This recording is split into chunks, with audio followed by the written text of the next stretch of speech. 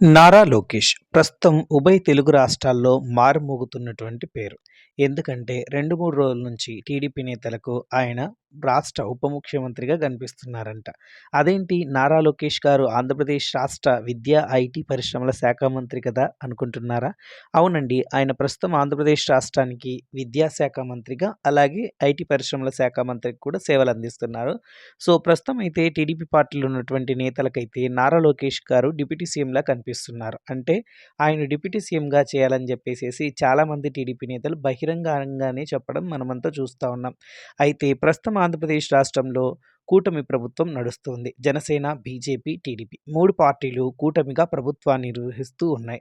అయితే ఇక్కడ రాష్ట్ర ముఖ్యమంత్రిగా టీడీపీ అధినేత నారా చంద్రబాబు నాయుడు గారు, డిప్యూటీ సీఎంగా జనసేన అధినేత పవన్ కళ్యాణ్ గారైతే ప్రస్తుతం బాధ్యతలు నిర్వర్తిస్తున్నారు.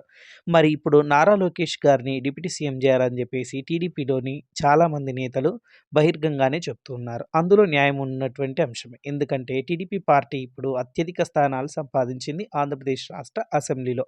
నిజానికి చెప్పాలంటే జనసేన గానీ, బీజేపీ కానీ సపోర్ట్ అవసరం లేకుండానే టీడీపీ పార్టీ ప్రభుత్వాన్ని ఏర్పాటు చేయగల సత్తా, శక్తి సామర్థ్యాలు ఉన్నాయి. ఆంధ్రప్రదేశ్ ప్రజలు వారికంత బలాన్ని కూడా ఇచ్చారు.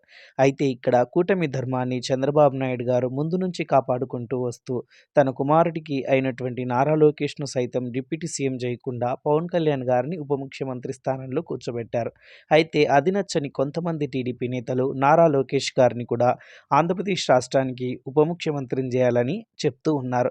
ఉప ముఖ్యమంత్రిని చేయాలని చెప్పి డిమాండ్ చేసే నేతలు ఉప ముఖ్యమంత్రి కాదు, ముఖ్యమంత్రిగానే కావాలని చెప్పేసి కోరుకోవడంలో ఎటువంటి తప్పు ఉండదు. ఎందుకంటే ఆంధ్రప్రదేశ్ రాష్ట్రానికి చంద్రబాబు నాయుడు గారి తర్వాత టీడీపీ పార్టీలో ముఖ్యమంత్రి అయ్యే అన్ని అర్హతలు, అన్ని స్థానాలు మన లోకేష్ గారికి ఉందని నా అభిప్రాయం. వీడియో నచ్చితే లైక్ చేయండి. సబ్స్క్రైబ్ చేసుకోండి.